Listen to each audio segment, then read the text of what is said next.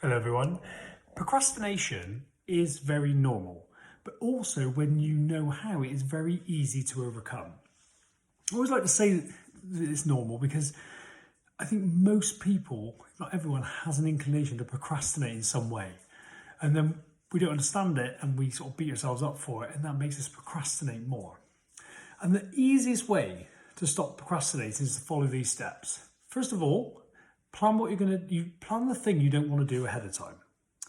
Stick to your plan, allow the discomfort that comes up, and then repeat. It sounds really simple, and it is. And I just want to talk you through those steps. The reason why we want to plan ahead is because our brain, if you think of it in simple terms, it doesn't actually necessarily work like this, but if you think of having two brains, a primitive brain that's 400,000 years old that is designed to seek pleasure and avoid pain and to conserve energy, so it wants us just to do nothing. And then we've got this prefrontal cortex, this more developed part of the brain that can actually see the long-term benefits of doing things that we don't get instant pleasure from. So when you're procrastinating, it's just that primitive side of the brain that is working. It's telling you, oh, I don't want to do this, we'll put it off, and it creates all the fear around it. So when we plan ahead, we use the different parts of our brain. We can see the benefits of it. We go, and I'm applying this now because I've got to do my tax return. And actually I go, oh, I just don't want to do it. That's the primitive part. And it's always going to do it. If you want to wait until you feel better to do work, the work is going to pile up, and you're going to feel overwhelmed and even more stressed. So you just want to go plan ahead and know why you're doing it. What are going to be the benefits of doing it? What benefits are you going to see in the future? Yes, you may not want to do it in the moment, but what are the benefits? And also, what's it costing you not doing it?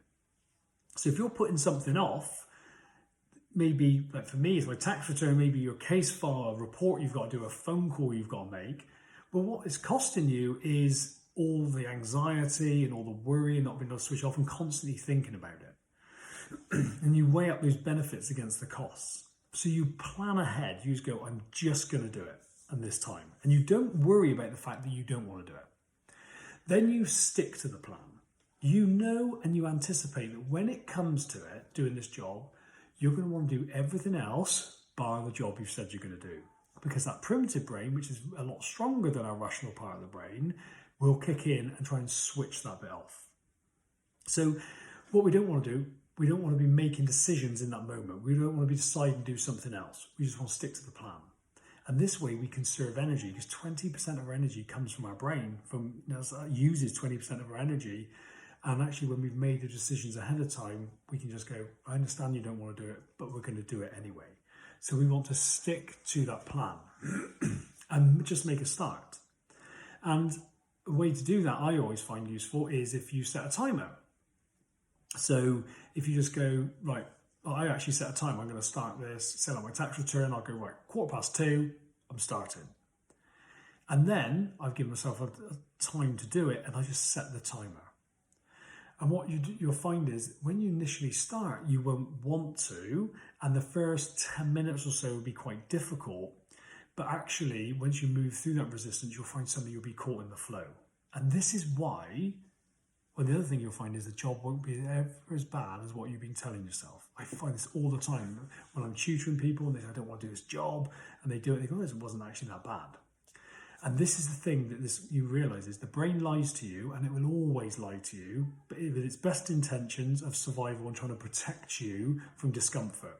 But it's not actually protecting you, because it's actually creating more discomfort in the long term.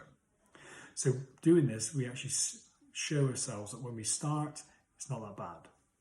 So we've planned ahead, and we've stuck to the plan, and we've just started. And this is where the allowing bit comes in, because we will feel the discomfort and we think that we shouldn't feel the discomfort and we don't want to feel it. We just want to anticipate it and realise the discomfort is just a sensation in our body. And break it down to that. Notice how that feels. How does that feeling feel in your body? Maybe it's like a resistance to tightness in your stomach. That's it. That's the worst. And if you can handle that, then you can do it. And this is very different to willpower. Willpower is fighting it, going, oh, I don't want to do it, but I'm going to do it anyway. This is acknowledging that you're thinking you don't want to do it, which makes you feel this resistance. Letting that be there and doing it anyway. This may be the bit you need the help with, because learning to allow instead of resist is quite a skill. It's what I help people with. So, and then what you do is, I said repeat, but there is another step. You then evaluate. And this is actually a very important step I missed out, because when you evaluate, after you've done the job, you've done it, instead of moving straight on to the next one, go, right, actually, how bad was that?